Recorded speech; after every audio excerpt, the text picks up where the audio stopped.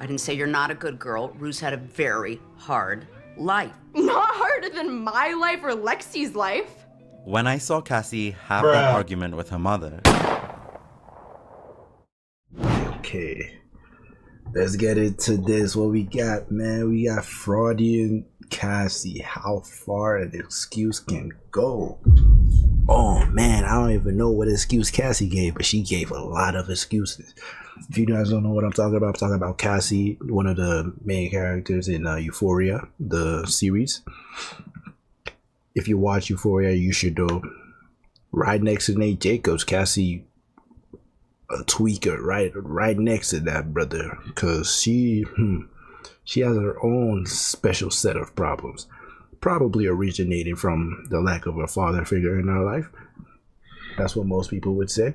Or maybe she was just a psychopath, or maybe she just had problems. She had big, deep-rooted problems, and that's what we're about to go into in this video, I assume. But yeah, without further ado, let's get it started. Wait, when have you ever been single?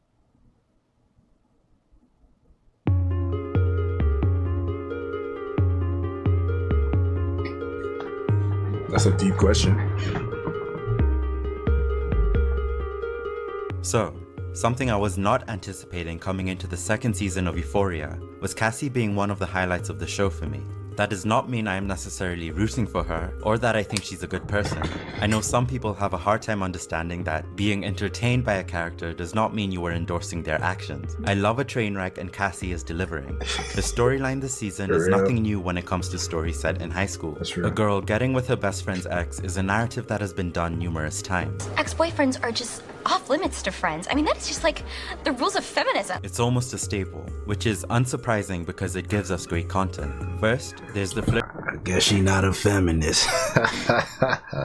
flirtation of will they, won't they? Then the building tension with the fear of being found out, which eventually reaches a climax when they are exposed, and then the fallout from that. Euphoria hit all these beats really well and took the storyline a step further by using it as the catalyst for Cassie's mental unraveling. This saw her go from the purely sympathetic and depressing Cassie we got in season 1 to the much more disturbed Cassie we got in season 2. In terms of entertainment, I find this to be a massive improvement, but when it comes to how her character is perceived, it's not the best of news for fans of Cassie, because I think it's safe to say that as the season progressed, people have increasingly lost sympathy for her. So what changed? It's the way Cassie's Freudian excuse translates from season 1 to season 2. So let's get into it. Sigmund Freud was the founding father of psychoanalysis, a method of treating mental illness and also a theory which explains human behavior. He believed that events in our childhood have a great influence on our adult lives. Of course, childhood trauma having an effect on what you are like as you grow up is now an obvious concept to us and widely accepted, but it wasn't always that way. Now we are tied to the idea that personality traits and behaviors, particularly negative ones, could have their origins in what was going on during our developmental years. So this is now prominently used in storytelling as well. When developing a character, explaining to the audience why a character behaves the way they do, this Freudian thinking is a frequently used method. Show us what happened to them as a child, and from there people can very easily connect the dots. With dedicated episodes that jump back in time, Euphoria relies heavily on this method to develop their characters. The pilot shows us Rue's childhood issues, among them mental disorders and her father's— We're not talking about Rue. Ain't nobody trying to talk about Rue. Rue's a level of messed up that ain't nobody can compare to in this show. We're not trying to talk about Rue. Give me some Cassie. Rue is too messed up for me, bro. I was not having it with Rue. Got to the point where I had to skip whenever she came up, because those last couple episodes of season 2, oh my god, it was disgusting to watch, bro. She was a fiend. She was literally a crackhead. Death from cancer, and how this led to her addiction. Kat's abrupt weight gain in middle school, and sort of being dumped because of it, led to her retreating into an online world, which explains how she ended up with her present-day, inappropriate occupation as a teenager. This Freudian excuse for behavior becomes extra Freudian though, when it focuses on the negative relationship a child has with the parent. Nate discovered his father's video collection at just 11 years old. This is bound to rewire anyone's— Oh, he discovered it at 11? I thought he just found out. Oh, well, okay, that really does explain how fucked up this brother is. brain in a disturbing way, and it explains why he is the way he is. Then there's Cassie. Her parents got divorced, her father became an addict who completely abandoned Cassie and her family, and she therefore grew up to crave male validation. As far as I'm aware, there wasn't very much discourse about this in season 1 because it's a very simple, recognizable narrative. Cassie was a purely sympathetic character who was treated horribly by the boys around her, including her own boyfriend. And the reason Her boy, no, let's stop. He was the closest thing to a good guy she had. And what did she do? Cheated on him a multitude of times. And just, oh my God, she was just awful. She was not it.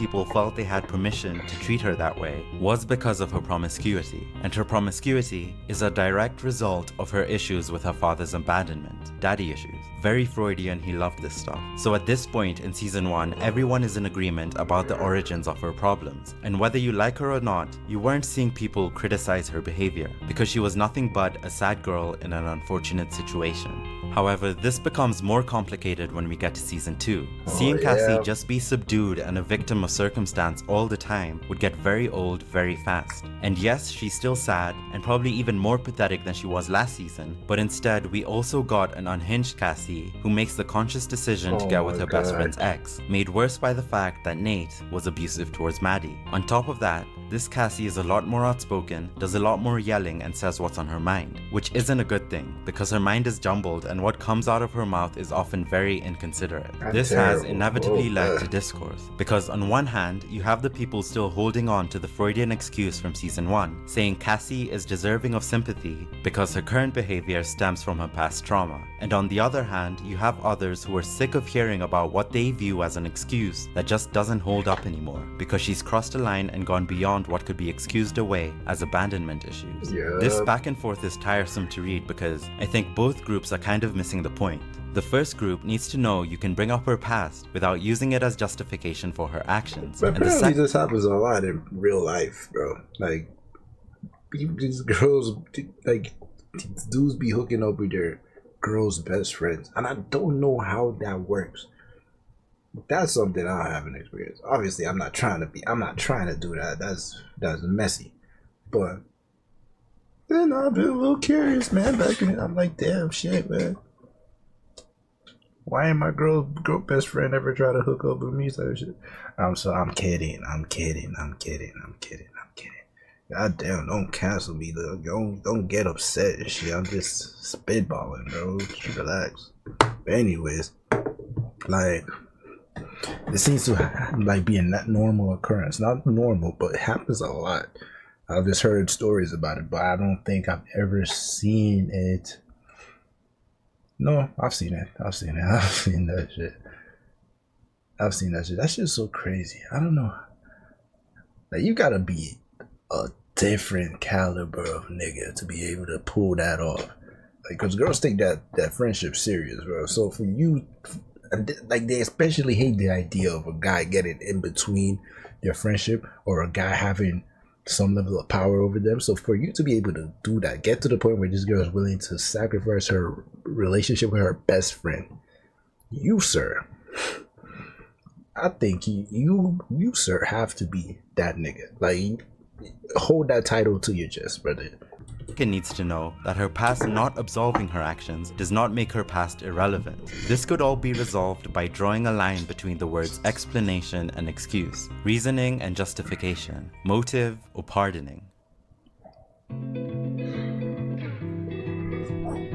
Explanation, reason, and motive versus excuse, justification, and pardoning. Here's what I think people need to understand. An excuse is always an explanation, but an explanation isn't always an excuse. And it doesn't have to be when it comes to storytelling. In The Prince of Egypt, and I know this is a random example, but just bear with me. I have a point to make. The Prince of Egypt, great movie, is the Book of Exodus adapted into a DreamWorks animation. And some changes were made to the story.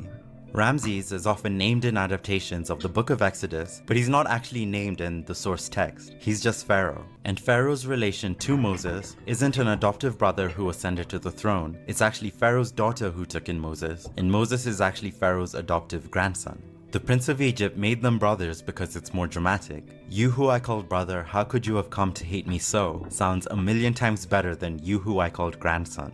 But with this change comes one more way they needed to deviate from the text in order to make a better movie, and that is giving Ramses some Freudian reasoning of his own. You see, the reasoning we get in the book of Exodus for Pharaoh being so ridiculously adamant about not letting the Hebrews go, despite all the evidence in front of him, is that God, quote, hardened his heart. Now, people already have a hard time understanding exactly what this means, and I have some complicated thoughts as well, but the point is, when you're retelling this as a movie, especially a DreamWorks animation, the reasoning of God hardening his heart just does not translate, especially when before Ramses becomes this evil villain, he's shown as a good brother to Moses. Audiences need to know why he is the way he is as an adult. So this is what they did. They threw in the daddy issues and knew that from there, people can easily connect the dots. Ramses' father Seti was extremely tough on him, he was emotionally distant and showed him no love. All he did was place an immense amount of pressure over Ramses and paranoia about being the one weak link that breaks the chain of their dynasty. And just like that, the movie works. Now you ask yourself, when the decision was made to include this plotline, were the writers thinking, ah yes, this is the perfect justification for maintaining slavery? No, it's not an excuse, of course not, it's an explanation. One that is an important piece to the puzzle in enriching a character and telling a satisfying story. It's not about sympathy, it's about context. And instead of a one-dimensional villain, we see a deeper layer to him below the tough guy Pharaoh facade, which kind of makes him a sort of pathetic villain. Now, Cassie is not Ramses, but you know, in some way she is the main antagonist of this season. I don't even know why you're believing her. She's a drug addict.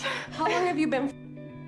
Nate's father had his weird liberation and disappeared. Nate is of course always going to be the worst of the bunch, but in writing he's much more toned down compared to last season. Laurie, while definitely giving villainous vibes, isn't prominent enough to be considered the main antagonist. Through every episode, who is it? It's Cassie. Oh shit, we trying to say Cassie was the main villain in season 2? Whoa. Think about it. Think about it.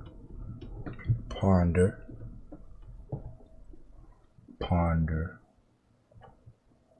Yeah, I mean, I guess you can't really give it to nobody else, to be honest. Not a hardcore villain by any means, but for sure a pathetic antagonist causing trouble. And yes, last season, her Freudian excuse was very much used as an excuse. It isn't anymore. This season, in her transition into a more unlikable, self-centered train wreck, it's an explanation for why she's such a mess. Really was a and when people talk about that, it doesn't mean they're excusing her behavior. Trying to please Nate. I'm now going to make the argument that that actually, disgusting. her Freudian reasoning is not only still relevant, it even works better this season than it did last season. I didn't say you're not a good girl. Ruth had a very hard life. Not harder than my life or Lexi's life. When I saw Cassie have that argument with her mother, I was like, yes, this is exactly what I needed. When she was comparing her situation to Rue and tried to make the argument that Rue's was better because the death of a father is better than abandonment, that is when it became crystal clear that they weren't using it as an excuse anymore. Especially with Lexi right there who suffered the same thing but isn't behaving the same way. Yeah. They know how bad it sounds coming out of her mouth, and she wasn't supposed to come off well in that scene. Same as when she called Rue an addict in front of everyone in order to deflect from what she did. It's the equivalent of a villain giving a monologue of, I wasn't loved as a child, that's why I'm burning this city to the ground. Still an explanation, but it stops being an excuse. One thing to do what you did, and it's another thing to pretend you're all innocent and it's no big deal. Truth is, I was really bored by Cassie in season 1, because this doe-eyed, miserable person is a very simple, easy story to tell. It's a lot easier to go with a sympathetic Cassie who has a clear-cut, tragic excuse for her behavior. And like I said, if they kept up with that, it will get very old very fast. Taking what once worked to add sympathy and then twisting it in an uncomfortable way so that people actually have to question how far her excuse can go, I think is so much better for the show and the character. And what Cassie screamed at her mother is even more interesting because comparing her situation to Rue is something that the audience is supposed to do. There are people that want to disregard her backstory because it doesn't justify her actions, but it is 100% something you should still keep in the back of your mind even if you don't believe it holds up as an excuse anymore. Is Cassie redeemable? Both Cassie Hell and Rue no. lost their fathers. Both engaged in self-destructive Hell no. behavior because of it. Rue turning to She substance belongs in abuse and hell. Cassie turning to male Send her to the validation, gulag. regardless of who she hurts in the process. Both have sisters who have dealt with the loss of their father much better than they have. This resemblance, but also contrast, isn't a secret. Cassie brings it up herself. But why does the audience back Rue and not Cassie? Rue is also hurting people in the process. Rue also says horrible things. Oh, Well, sorry, the hold on. Who the fuck back in Rue? Because it's not me. It's fuck Rue for life. Nobody left you. Nobody abandoned you. People were trying for you, and you just kept pushing it away. Why? Because of Jules. Because of one person. And then you gonna try to put it on Jules like, I relapsed the moment you left me. So now she gonna feel bad like it's her fault that you're a fucking drug addict now. Essentially, no. Don't do that. Don't put it on anyone else but you. You made these mistakes. Differences with Rue, we've seen her fight hard against her impulses. We've seen her apologize when back to her senses, and we've witnessed the way she's hurting in a very intimate way. We haven't got that with Cassie. Not yet. Cassie's remaining arc can go one of two ways. Either she spirals all the way To down. the very, yeah, Cassie's hurt just looks like it's pathetic. Like, she's hurt because Jacob didn't look at her today. Like, what is wrong with you, woman? Get some self-respect. You're a baddie. You're bad. Or she's afforded what has been afforded to Rue. If you believe that what she's done to Maddie isn't excused because of her trauma, I'm with you. But what happens if we see her fight against her impulses, come to her senses, make amends, and we get an intimate look at how she's hurting next season, the same way we've been doing with Rue all this time? Because Cassie is clearly hurting really, really badly. Are you going to afford her the same grace you give Rue? And if not, why not? Let's assume these characters run for 3 seasons. My hopeful scenario is that when we look back at her 3-season arc, we first see a girl that was subdued and beat down, to a girl that was lashing out, to one that deals with and overcomes the root cause of her problems. And this Freudian excuse has room to shift and mold as well. It can shift from season to season. It doesn't have to be set in stone the way some people want it to be, or completely disregarded the way others do. It worked in the first season as an excuse, it doesn't work this season as an excuse, and it's not supposed to. And maybe next season it comes full circle, only that time, with Cassie understanding the limits of her excuse and making the effort to fight back against her impulses. I both believe that Cassie is the antagonist of the season and also believe that she's redeemable. And if she follows this arc, she might cement herself as my favorite character on this show. Anyway, this is my take on the whole Cassie situation. I'd love to hear yours. If there's any Euphoria topics you want me to cover, let me know. Yeah, no, this was a good video, man. She had me in thought for the most part. Like, I was just trying to keep up for the most part of it. Yeah, this is a great breakdown of Cassie. Really deeply rooted problems she's facing. A lot of these Euphoria kids, they all had their own problems. And I think that's why it was so good. I think that's why the show was so great, because it was realistic in the sense that all these people have deep problems that we got to see it, get a deep dive into what led to these issues that they have, and it all made sense. All of it made sense. In fact, it was even kind of explained in the show in a sense. But yeah, that's the end of the video, man. Like, comment, share, subscribe. I'll see you guys in the next video. Ayo Gerald out.